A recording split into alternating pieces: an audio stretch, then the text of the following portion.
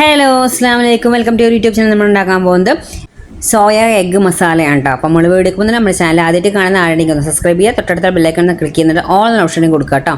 എന്നാൽ മാത്രമാണ് ഞാൻ ഇടുന്ന പുതിയ വീഡിയോസിൻ്റെ നോട്ടിഫിക്കേഷൻ നിങ്ങൾക്ക് കിട്ടുള്ളൂ. അതുപോലെ തന്നെ സ്കിപ്പ് ചെയ്യാതെ ഒന്ന് കാണാൻ വേണ്ടി ശ്രമിക്കാം. ഇനി നമുക്കിത് എങ്ങനെ ഉണ്ടാക്കണം നോക്കാം കേട്ടോ. അപ്പോൾ അതിനായിട്ട് ഞാനിവിടെ 1 കപ്പ് സോയാണ് എടുത്തിരിക്കുന്നത്. അത് വെള്ളത്തിലിട്ടൊന്ന് തിളപ്പിച്ച് ഊറ്റി എടുത്തതാണ്. ഊറ്റി എടുത്തിട്ട് നമ്മൾ നല്ല കൈ വെച്ച് എല്ലാം പിഴിഞ്ഞെടുക്കുക. ഒന്ന് ആ ചൂടുവെള്ളത്തിലിട്ടൊന്ന് തിളപ്പിച്ചെടുത്താൽ മതി. എല്ലാവർക്കും അറിയുന്നുണ്ടാവില്ല ഇതുപോലെ ആക്കി എടുക്കാൻ. എന്നിട്ടൊന്ന് കൈ വെച്ച് നല്ല പിഴിഞ്ഞ് അതിൻ്റെ വെള്ളം എടുത്ത് ആക്കി വെച്ചാണ് കേട്ടോ.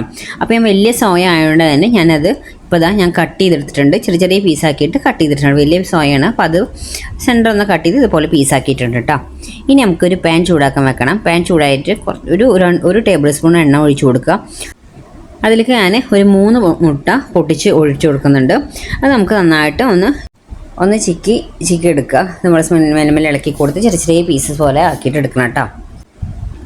ഇവിടെ എഗ്ഗ് ഇവിടെ ആയിട്ടുണ്ട് കേട്ടോ. ഇനി നമുക്ക് ഈ പാനിൽ ഇതൊന്ന് എടുത്ത് മാറ്റാം.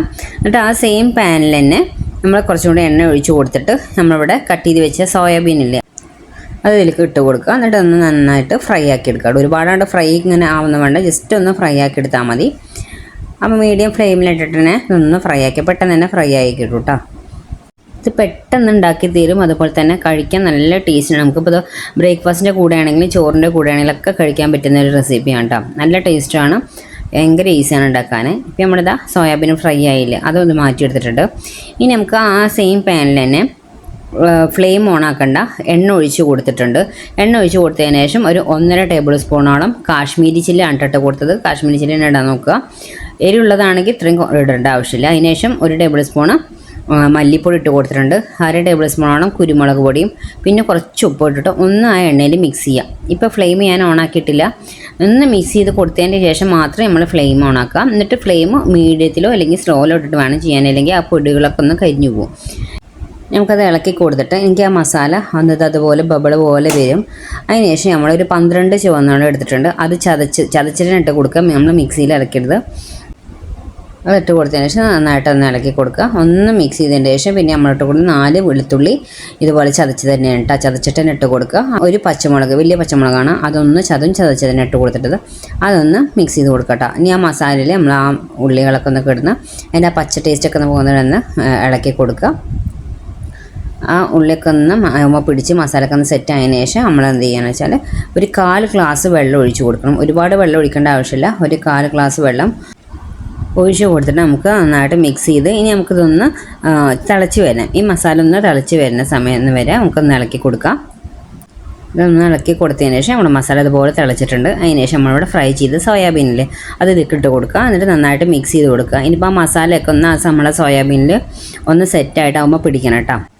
നമുക്ക് നന്നായിട്ടൊന്ന് മിക്സ് ചെയ്ത് കൊടുക്കണം കേട്ടോ. ഇപ്പോൾ സോയാബീനും അതുപോലെ തന്നെ എഗ്ഗും ഉണ്ടെങ്കിൽ നമുക്ക് ചോറിൻ്റെ കൂടെയൊക്കെ ഇത് മാത്രം മതി. ഇനി കുട്ടികൾക്കാണെങ്കിൽ ലഞ്ച് ബോക്സിലൊക്കെ നമുക്കിത് കൊടുത്താൽ പറ്റിയ നല്ലൊരു റെസിപ്പിയാണ്. ഇപ്പോൾ ഒന്ന് മിക്സ് ചെയ്ത് കൊടുത്താൽ നമ്മൾ സെറ്റായിട്ടുണ്ട്. ഇനി അതിന് ശേഷം നമ്മളിവിടെ ചിക്കി വെച്ച മുട്ടയില്ലേ അത് ഇതിലേക്ക് ഇട്ട് കൊടുക്കുക. അതിട്ട് കൊടുത്തതിന് ശേഷം അത് നന്നായിട്ട് അതിൻ്റെ മേലെ ഒന്ന് മിക്സ് ചെയ്ത് കൊടുക്കുക. ഇനി നമുക്കത് നല്ല ഡ്രൈ ആക്കി ഇങ്ങനെ എടുക്കണമെങ്കിൽ മിക്സ് ചെയ്ത് കുറച്ച് ഗ്രേവി പോലെ എടുക്കണമെങ്കിൽ നിങ്ങൾക്ക് അങ്ങനെ എടുക്കാം. പക്ഷേ ഒന്നുകൂടി ഡ്രൈ ആക്കിയിട്ടുണ്ടെങ്കിൽ അത് നല്ല ടേസ്റ്റാണ് കേട്ടോ. ഇങ്ങനെ ഒന്ന് കുറച്ച് ഗ്രേവി പോലെ നിങ്ങൾക്ക് വേണമെന്നുണ്ടെങ്കിൽ അങ്ങനെ ആക്കി എടുക്കാം കേട്ടോ.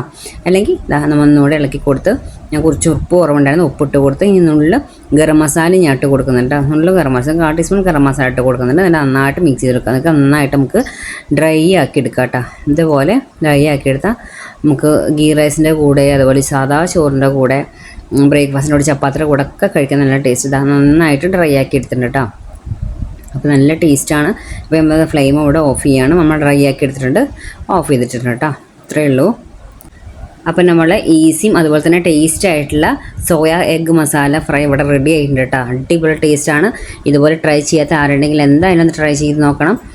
ഈസി ആൻഡ് ടേസ്റ്റ് റെസിപ്പിയാണ് കേട്ടോ. അപ്പോൾ ഇത്ര നമ്മൾ വീഡിയോ ലൈക്ക് ചെയ്യാനും ഷെയർ ചെയ്യാനും കമൻറ്റ് ചെയ്യാനും സബ്സ്ക്രൈബ് ചെയ്യാനും മറക്കരുത്. Okay, bye bye, thank you.